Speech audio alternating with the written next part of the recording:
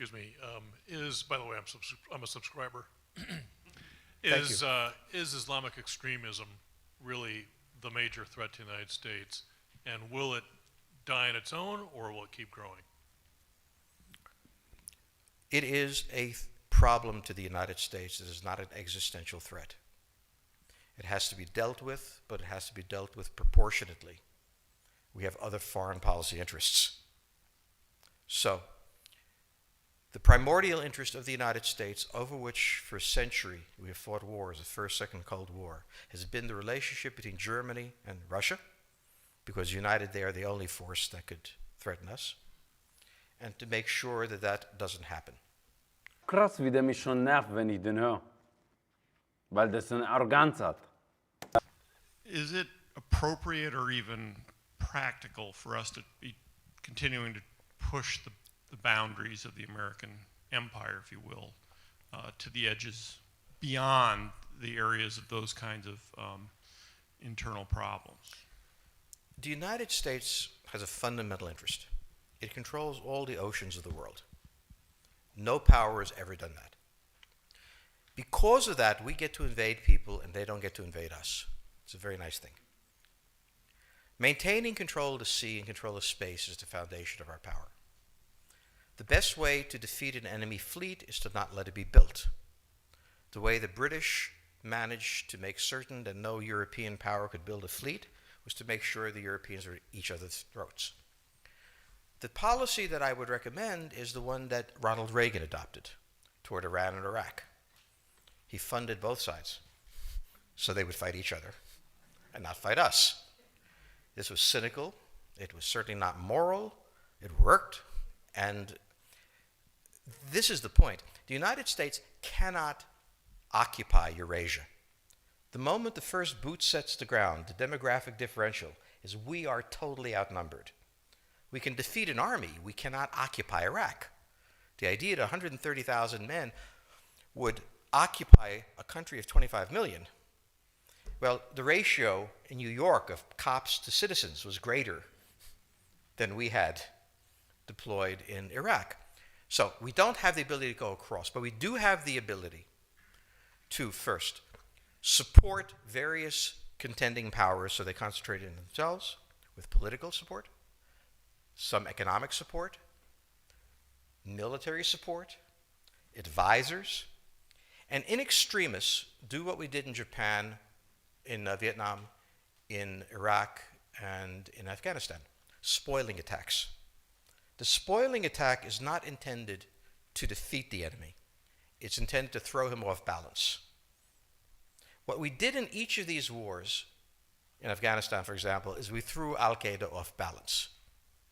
The problem we have, since we're young and stupid, is that having thrown them off balance, instead of saying, okay, job well done, let's go home, we said, well, that was easy. Why don't we build a democracy here? This was the moment of dementia that came in.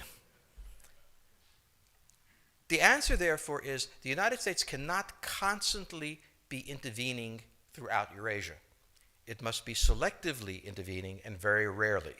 That is the extreme moment. We cannot, as the first step, send American troops. And when we send American troops, we have to clearly understand what the mission is, limit it to that, and not develop all sorts of psychotic fantasies. So hopefully we've learned that this time. It takes a while for kids to learn lessons. But I think you're absolutely right. We cannot, as an empire, do that. Britain didn't occupy India. It took various Indian states and turned them against each other and provided some British officers for an Indian army. Merkt ihr, wie der, allein schon wie seine Art, wie der ist, wie der mich aufregt. Sein Dank. So empires that are directly governed by the empire, like the Nazi empire, fail. No one has that much power. You have to have a level of cleverness. However, our problem is not yet that. It is actually admitting that we have an empire. So we haven't even gotten to that point where we don't think we can kind of go home and it'll be over and done. And so we're not even ready for chapter 3 of the book. Next question, please. Ist ein bisschen krasse Beleidigung, oder? Hat der auch gleich meine Eltern mit beleidigt oder so. Ich bleib locker, ich bin total ein Ding. Ich habe gar keinen Bock auf, dass es Stress gibt, weil ich bin Love-Botschafter. Deswegen, mir macht es überhaupt nichts. Is it in the U.S. interest to dispense with Russia as a European power? Could I didn't hear you, I think. Is it in U.S. interest to dispense with Russia as a European power? With Russia as a European power? Yes, I'm just curious, how do you foresee the architecture once it implodes? What will happen? It's a frightening scenario. Can you tell us a bit more? Well, remember the structure of Europe. From St. Petersburg to Rostov, you draw a line. To the west of it is the European peninsula. To the east is Russia. No one has ever permanently occupied Russia. But Russia has always moved westward. Now it's its furthest point east. The line, incidentally, is roughly the border of the Baltics, Belarus, and Ukraine. The question on the table for the Russians is, will they retain a buffer zone that's at least neutral? Or will the West penetrate so far in the Ukraine that they're 70 miles away from Stalingrad and 300 miles away from Moscow? For Russia, the status of Ukraine is an existential threat. And the Russians cannot let go. For the United States, in the event that Russia holds onto the Ukraine, where will it stop? Therefore, it's not an accident that General Hodges, who's been appointed to be blamed for all of this, is talking about prepositioning troops in Romania, Bulgaria, Poland, and the Baltics.